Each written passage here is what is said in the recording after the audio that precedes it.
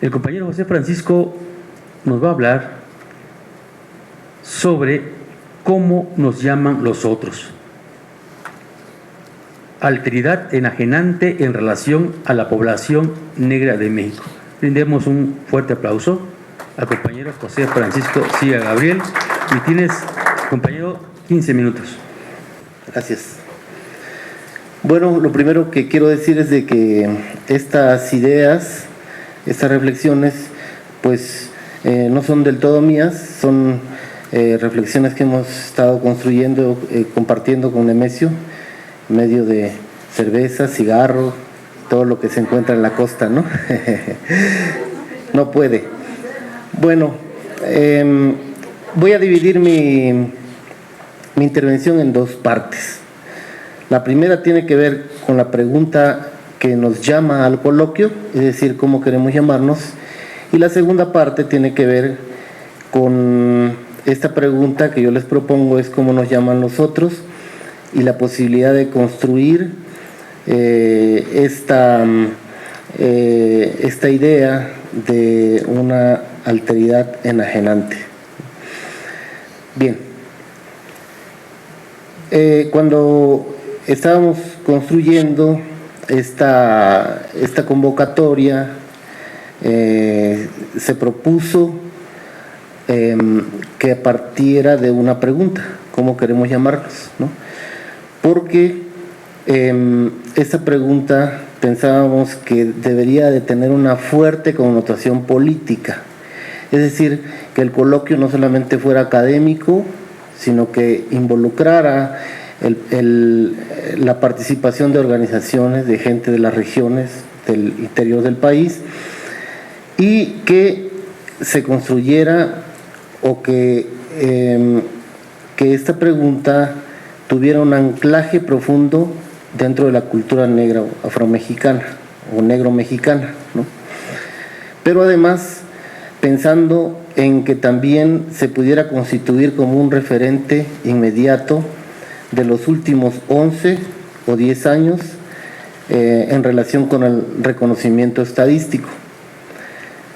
En cuanto a esta última pretensión, que tuviera una línea de continuidad con los esfuerzos que se hicieron a partir de 2006 en aquel primer taller sobre la construcción de una iniciativa de derechos de los pueblos negros en el estado de Oaxaca, taller que se hizo en el mes de noviembre de 2006 y que tuvo una continuidad en el Foro Afromexicano de 2007, como ya lo mencionó el compañero Israel, ¿no?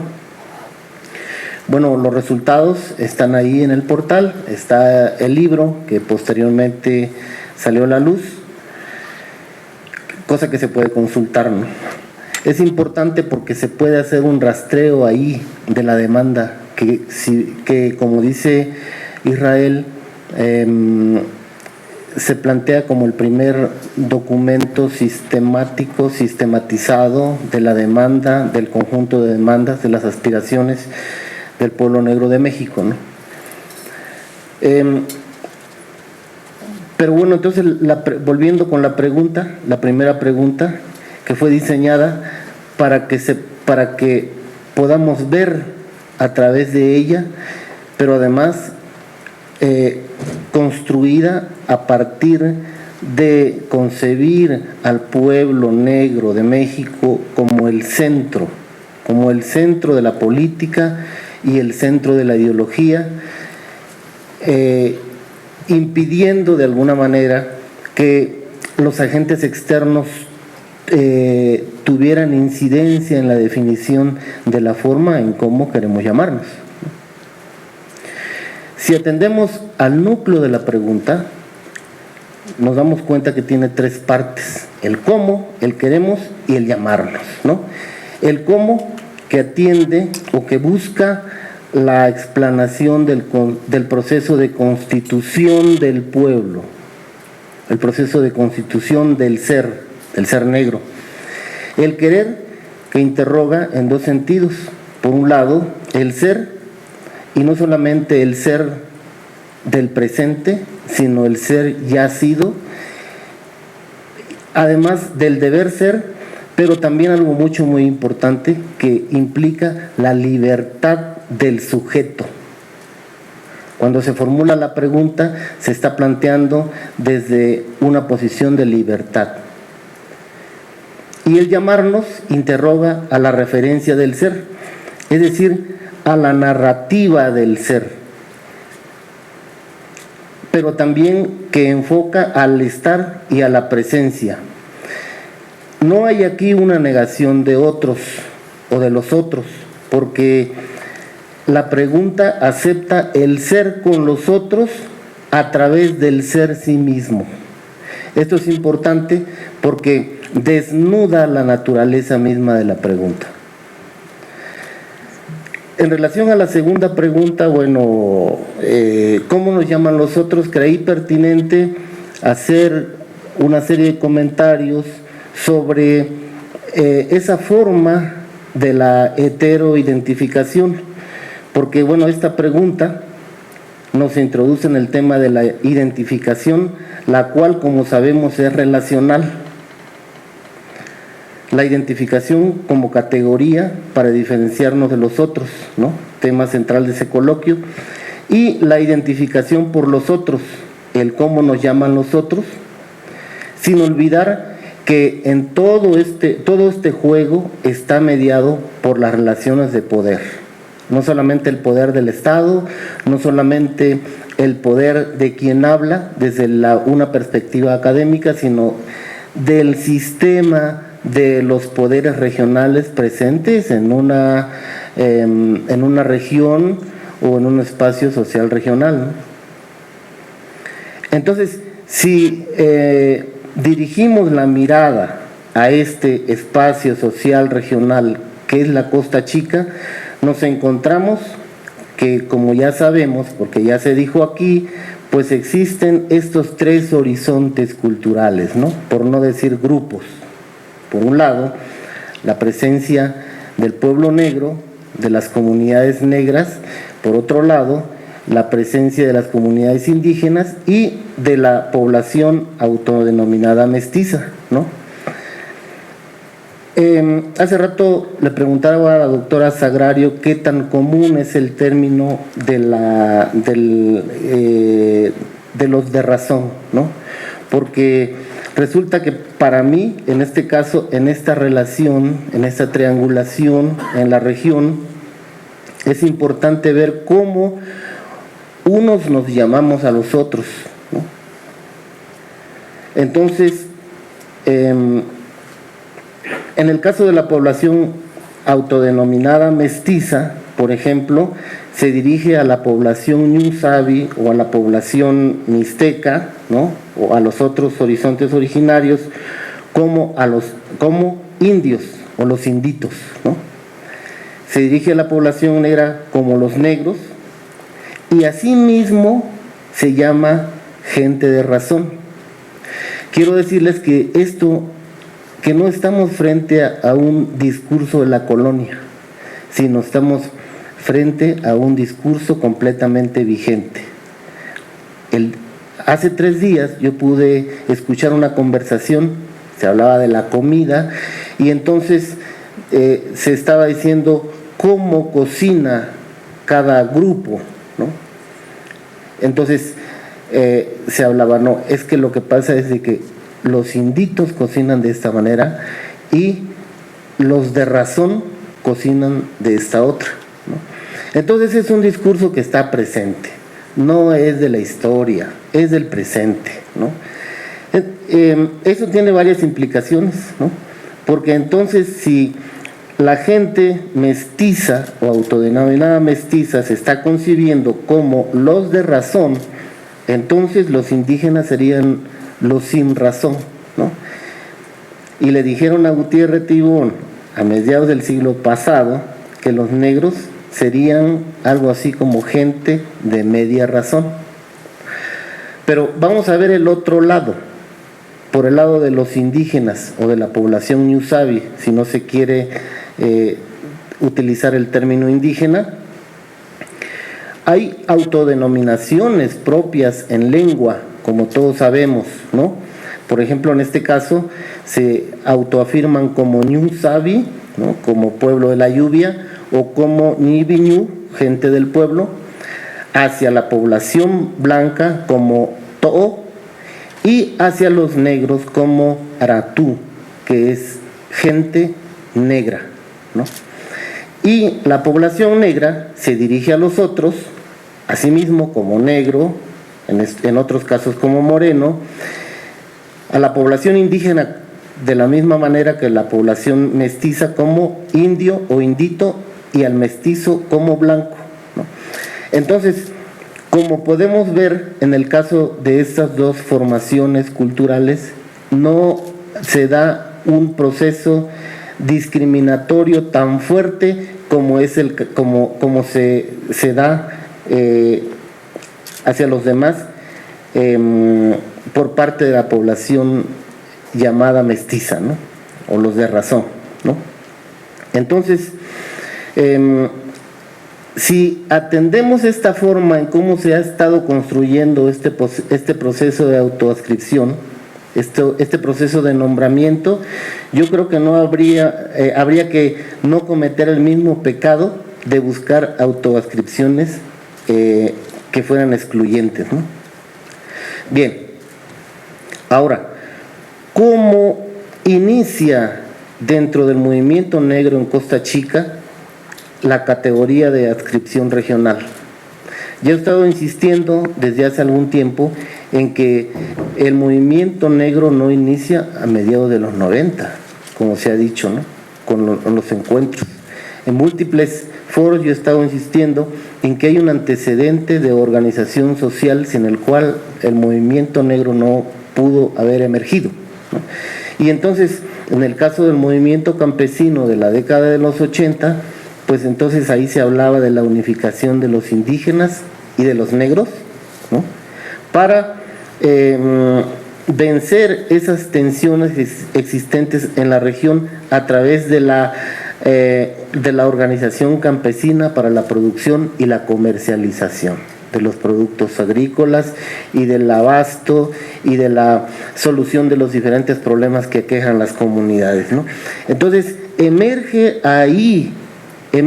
a partir de la posibilidad de la confluencia de ejidos como Morelos, ¿no?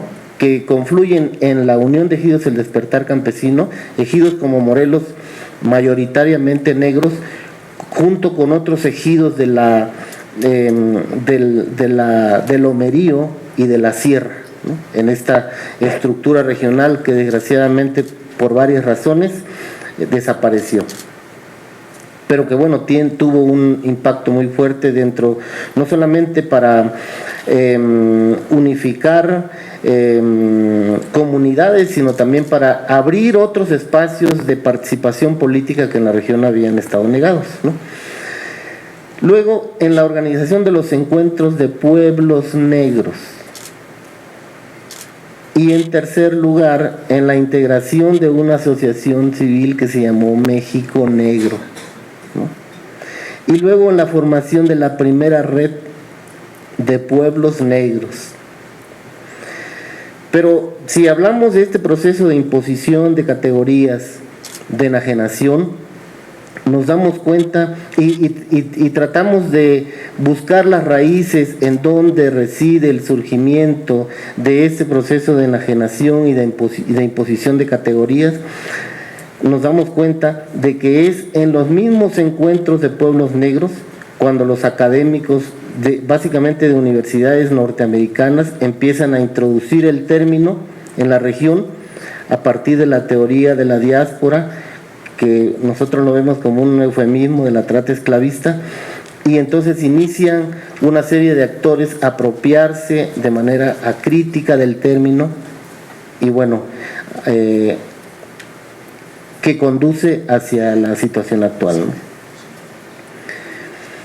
Entonces, este proceso de enajenación que inicia ahí y que todavía hasta la fecha está presente, requiere, como proceso de relación, requiere de la existencia de dos actores, ¿no?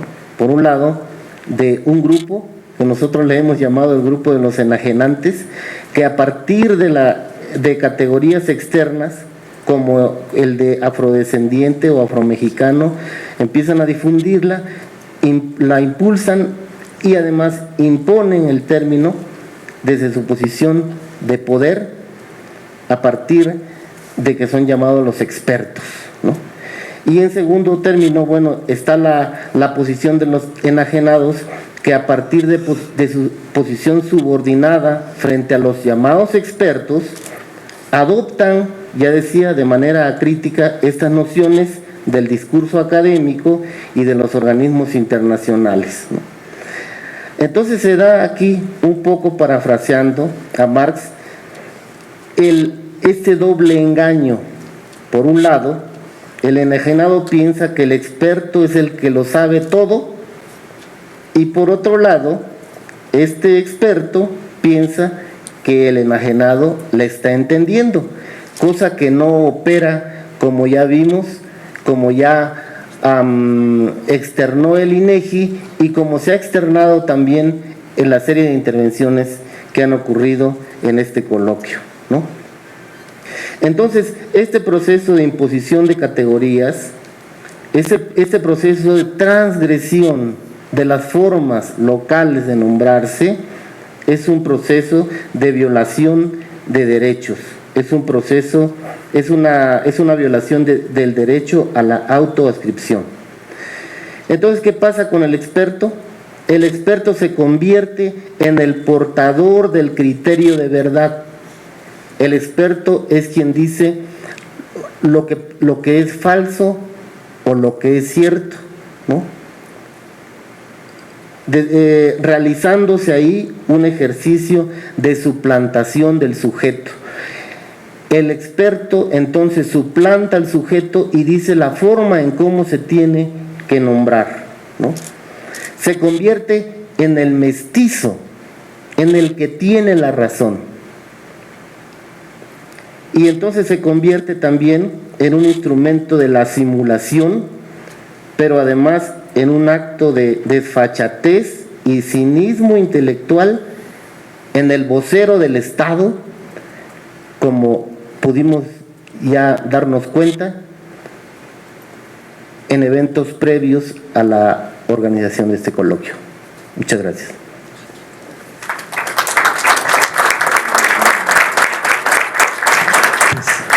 Quedan ahí para preguntarle al compañero Francisco Siga. Bueno, son dos aclaraciones que no hice hace rato que me preguntaste sobre gente de razón.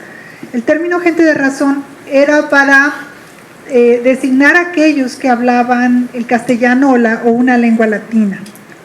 Entonces a eso se refería gente de razón, y tienes razón ahora sí tienes razón en decir que el mestizo primero es el español, luego es el criollo y luego el mestizo, el que detenta este rol de gente de razón.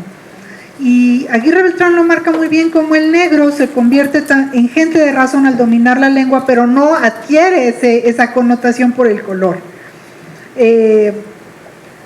Aquí sí yo tengo que salir en defensa de los expertos, como lo nombras, que ese fue un término que se usó en un foro en Pinotepa, recuerdo, ahí en el café, ¿cómo se llama? Café Adobe. Adobe. Y que yo también me extrañé mucho que se designara así reunión de expertos, y hubo amplísimas quejas en redes sociales sobre eso, porque ¿quién al final de cuentas es el experto para hablar sobre una cultura? Los mismos detentadores de la cultura, los antropólogos, los historiadores, los sociólogos, los médicos. ¿Quiénes son los expertos? Ahí sí yo cuestiono que se designe solo como expertos a los académicos, pero también tengo que salir en defensa de los académicos, porque hubo una amplia discusión en torno sobre lo que los académicos decimos y el valor que tienen los académicos.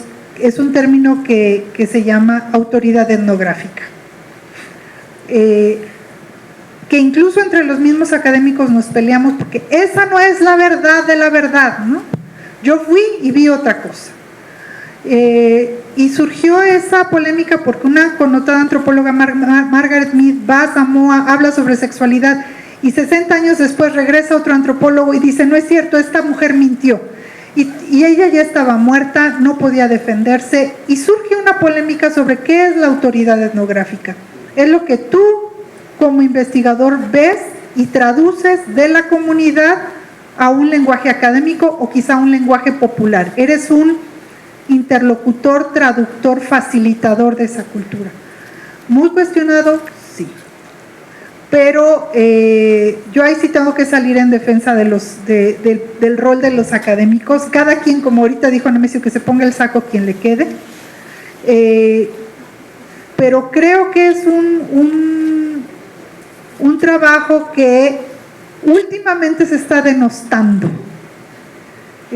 Pinches académicos están diciendo cosas que le corresponden al pueblo y efectivamente, yo lo he dicho, nosotros debemos de ser facilitadores para que la misma comunidad sea reproductora de su historia oral, de su cultura, reproductora de su música, transcriptora de su música, reproductora de esa cultura.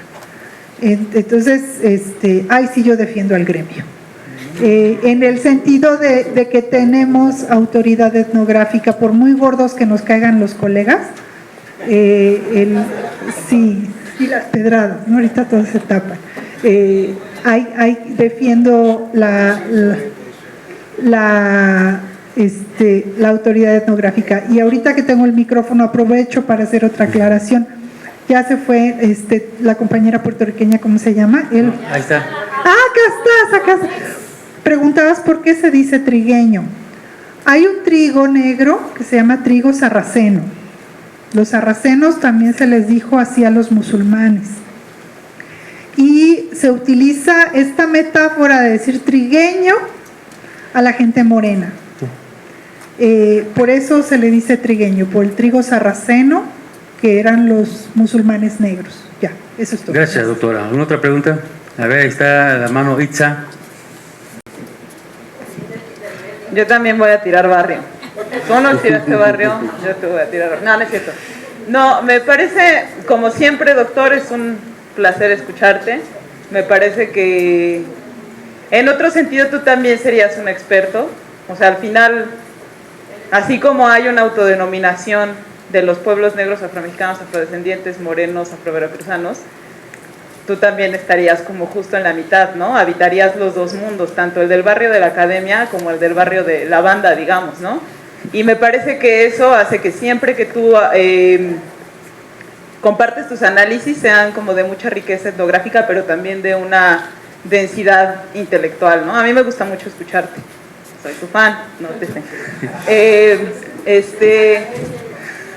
Pero me parece interesante porque creo que justo en el proceso político que se ha impulsado en la costa a través de organizaciones como México Negro, África, y después como las siguientes organizaciones, incluso las organizaciones de mujeres, uno de sus aliados más importantes sí ha sido la academia.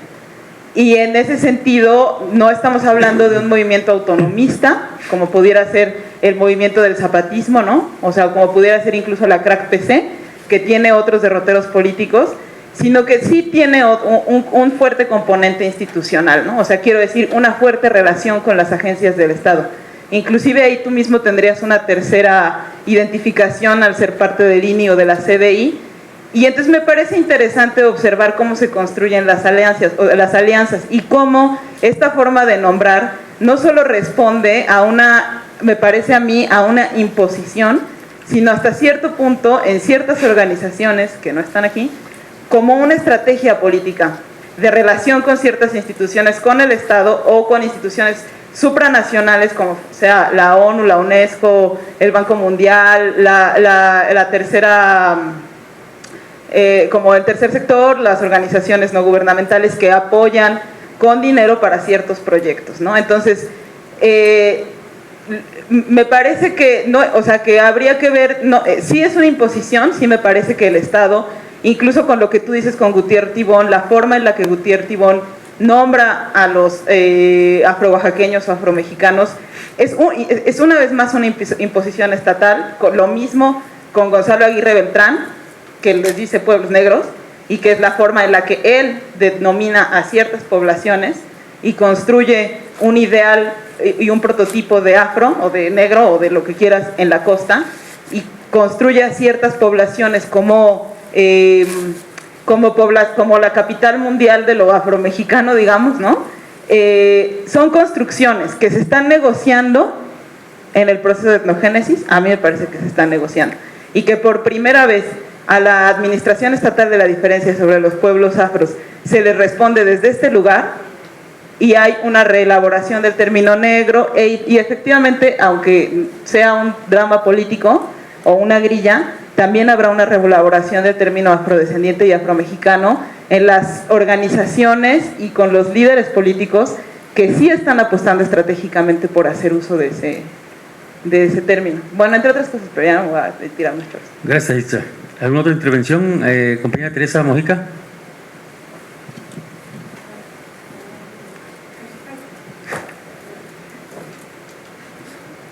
Yo no soy académica, pero sí tengo que reconocer el trabajo y las aportaciones que tiene la academia, no nada más en este tema de la afrodescendencia.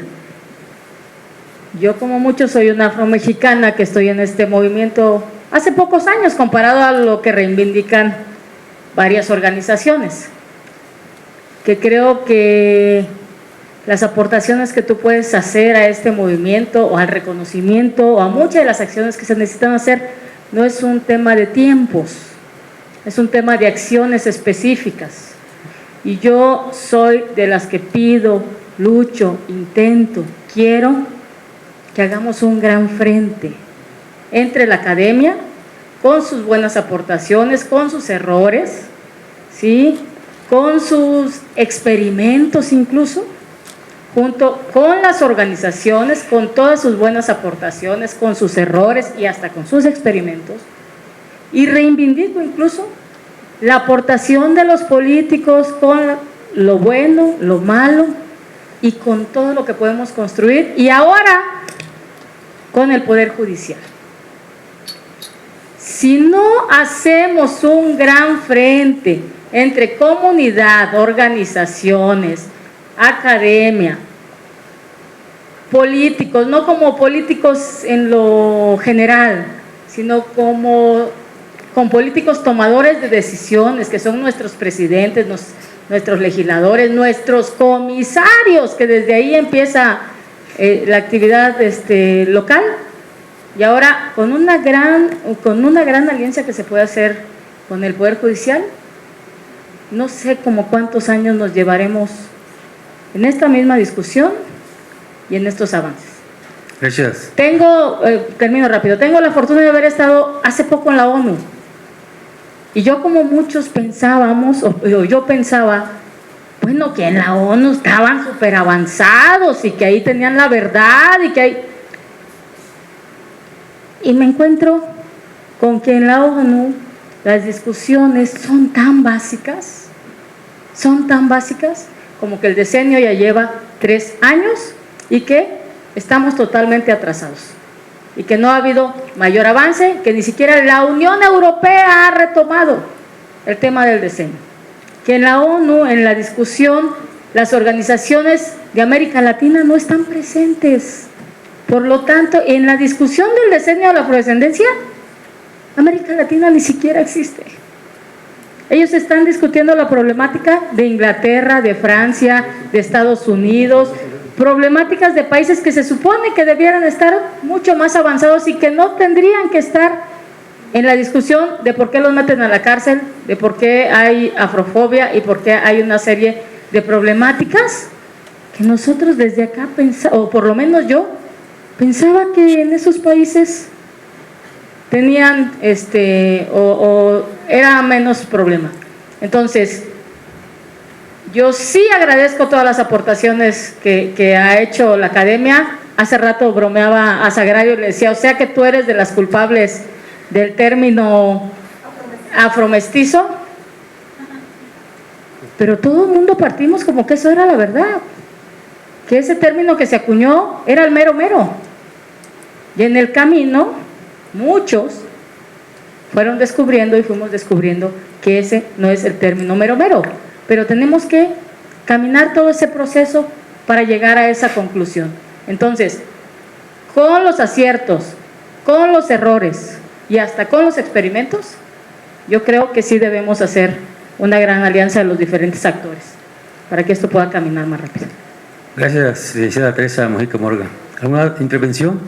¿Alguien? Sí, un poco enredado, pero tiene que ver con lo de Itza y también de Teresa. Que ¿cómo se ve o han pensado el diálogo respecto a en Guerrero con los indígenas y con los afrodescendientes, por decir cómo está la ley 701, que por ejemplo hay una propuesta de reforma o de mejoramiento que la están impulsando desde la montaña, básicamente desde el municipio de Malinaltepec, y en una conferencia de prensa le pregunté a una de las personas que están impulsando este mejoramiento de la ley 701, porque ya va a vencer, que cómo había considerado la parte de los pueblos afrodescendientes, porque así está nombrado. Y él decía, pues bueno, revisamos un poco los conceptos, pero yo lo que vi es que no había como un diálogo directo con personas que están viviendo en la Costa Chica del estado de Guerrero, específicamente para estar consideradas en una propuesta que mejore la ley 701, hablando de leyes estatales. Como que la situación es, ¿cómo? No sé, ¿cómo? Si es un diálogo, si es doble lucha, y si existe, en el caso de la Costa Chica de Guerrero, frente al censo del 2020, y la otra como respecto a quién está dando la voz frente a lo que está pasando a nivel estatal, por ejemplo, con la ley 701. Sí, lo digo porque mencionaste también un poco de Oaxaca con los pueblos Ñusabi, Nasabi, pero en Guerrero entonces, si has escuchado que existe diálogo o si se promueve o no, o qué pasa un poco frente a la situación de Guerrero, ¿no? Y esto. Es como complicado el tema, pero es o diálogo o lucha, o qué es, o cómo se ve, o si has tenido alguna lectura o algún ejemplo de la situación más de Guerrero. No sé si ya hay ¿Alguna otra intervención? Para que yo me defienda. ¿Alguna otra intervención? Si no, para cederle la palabra al compañero José Francisco Siga. Nada más, yo, compañero, quiero preguntarte también tu opinión y tu respuesta acerca de, retomando lo que platicaba ahorita la compañera Sagrario, que hay muchas instancias, tanto institucionales como académicas, administrativas, que llevan a cabo diversos eventos o instauran eventos. ¿Consideras tú que ese tipo de acciones, sin tomar en cuenta las reparaciones hacia el pueblo negro, provocan y siguen provocando simulación? Nada más. Bueno, miren, lo primero que tengo que decir es de que yo estoy en contra de los esencialismos. Yo creo que la academia en sí no atrofia, la academia en sí no agrede. Se le puede cuestionar a la academia cuando agrede, cuando empieza a suplantar, ¿no? Cuando no respeta ese derecho a la autoadscripción y otra serie de derechos, ¿no? Cuando, por ejemplo, expertos son contratados para hacer estudios que bloquean la acción colectiva. Quiero mencionar específicamente en el previo al censo de 2010 fue contratado un grupo de expertos y después de realizar sus investigaciones en algunos lugares del país dijeron no es posible plantear la pregunta al INEGI porque hay una dispersión, ¿no? Primera cosa. Y luego como están muy dispersos tienen una serie de categorías, ¿no? Que es un número X, ¿no?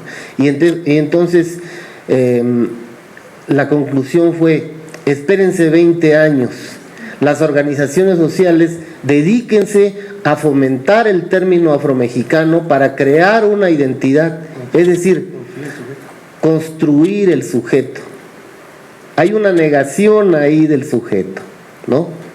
Pero además, y ahora hay una suplantación, ahora no dicen no existen, existen pero se llaman de tal manera, ¿no?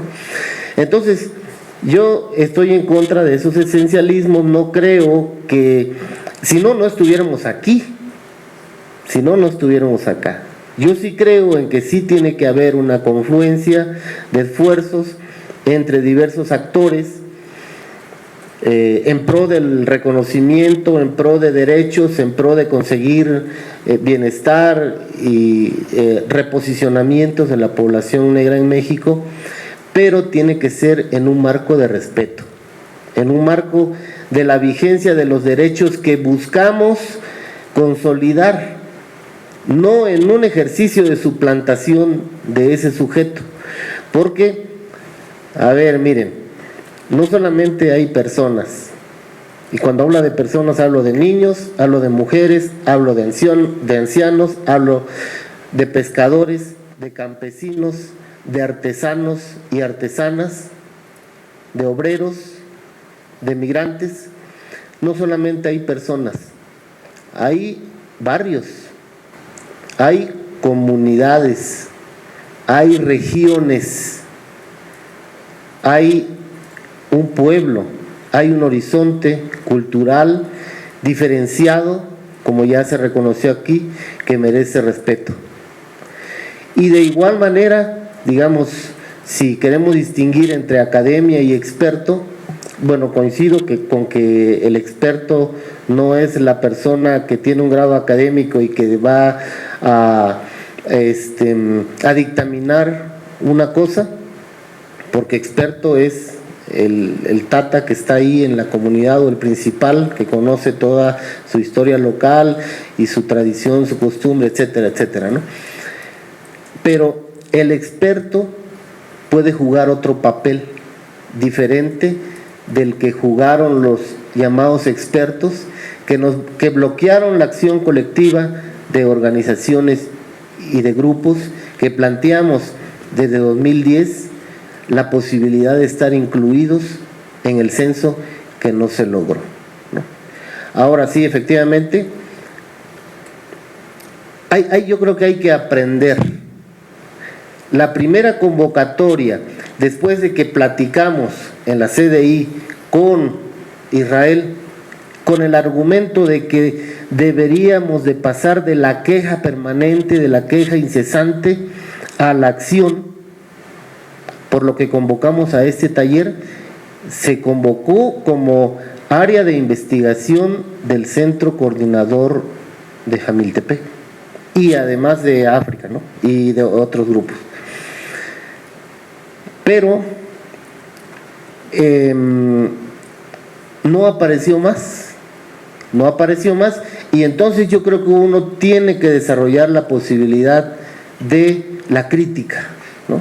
De la crítica, de decir, bueno, lo que hace la institución, digamos, como por ejemplo en el caso de la consulta, que no fue consulta, necesita ser reformulada, necesita ser repensada, necesitamos pasar de estas acciones de simulación, acciones pues que tengan que ver con un acompañamiento verdadero hacia la lucha de las comunidades del pueblo, pues para no caer en esa situación nada más de cumplimiento de los objetivos, en este caso del decenio, ¿no? Como lo que ya se mencionaba. Bueno, en cuanto al proceso de Guerrero, yo creo que es muy diferente de lo que ocurre en Oaxaca. Quizá la licenciada tiene mucho que decir en este punto, porque pues ella está involucrada con organizaciones y en este proceso yo ahí no tengo mucho que decir, pero pues yo ahí la dejaría, ¿no?